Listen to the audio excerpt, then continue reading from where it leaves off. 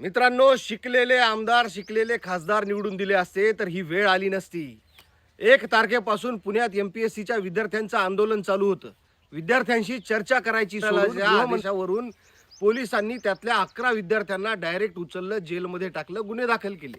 महाभयंकर अतिभयंकर भिकारचोट सरकार आहे। विद्यार्थ्यांच्या ज्याही मागण्या असतील ते त्यांच्या शैक्षणिक हिताच्या आहे। सरकारने लेकरांच्या अभ्यासाचा, त्यांच्या भविष्याचा विचार करायला पाहिजे, पण नाही।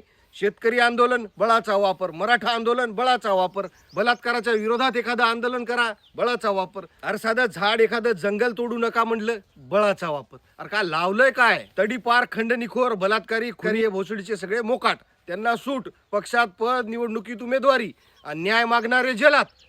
अरे वा देवा भाऊ, हे सरकार काय फक्त काय उद्योजक, बिल्डर आणि काय कॉन्ट्रॅक्टरचं आहे का? कोणत्या शेतकऱ्याचं किंवा विद्यार्थ्याचं, सर्वसामान्यासाठी काय संधी नाही का? अबे ते विद्यार्थी आहेत, कोणी एका जातीचे नाहीत। बिनलाजांनो, किती बोंबला तुम्हाला काहीच फरक पडत नाही। पण भावांनो, आज अभिमानानं सांगावं वाटतं की आपले मनोज दादा विद्यार्थ्यांच्या अटकेची बातमी कळल्या हाय त्या परिस्थितीत पुण्यात पोहोचले। आंदोलक विद्यार्थ्यांसोबत रस्त्यावर उतरले। आता न्याय होणार। फोटो पाहण्यासारखे आहेत भावांनो। दादाची एंट्री झाली रे झाली की पूर्ण महाराष्ट्राचे विद्यार्थी रस्त्यावर उतरले।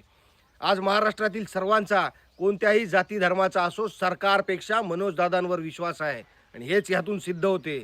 आज जनमानसामध्ये हा विश्वास आम्ही कमवला आहे। मनोज दादांना चौथी नापास म्हणून हिनवणारे उपटसुंब नेते कुठं गेले, कुठं मेले? सुपारीबाज भोसडीचे, त्यांचे लेकरं विदेशात आहेत ना। तुमच्या लेकरांशी काय घेणं देणं त्यांना? गावखेड्यातले सर्वसामान्य गरीब कुटुंबातले विद्यार्थी ते फक्त त्यांच्या हक्कासाठी लढताय। 2-2, 3-3 वर्ष बसून अभ्यास करावा लागतो, तेव्हा कुठं एक्झामची तयारी होते? मायबापाचे काय येले होते त्यांना माहीत, त्यात पण सिलेक्शन होते की नाही माहीत नाही।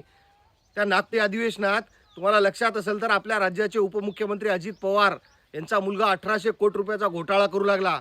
हे अजित पवार म्हणत होते की एका घरातील 4-4, 5-5 लोक पीएचडी करत असतात।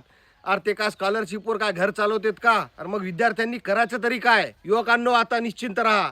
ज्यानं तुमच्या विरोधात निर्णय घेतलाय त्याचा बाप मनोज जरांगे पाटील तुमच्यासाठी दाखल झाले आहेत। मुख्यमंत्री साहेब, 2 दिवस 2 रात्र झाले विद्यार्थी थंडीत रस्त्यावर बसून आहे। लक्षात ठेवा, दादा पण आहे। आता तर विद्यार्थी मागं हटतच नसते, पण आम्ही पण येत असतो। तात्काळ मागण्या मान्य करा, नसता लय जड जाईल।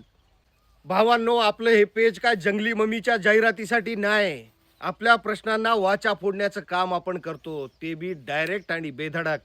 अजिबात संकोच करत जाऊ नका, बिनधास्त व्यक्त व्हा, आणि महत्त्वाचं म्हणजे फॉलो करून ठेवा। भेटू, जिंदाबाद, जय शिवराय।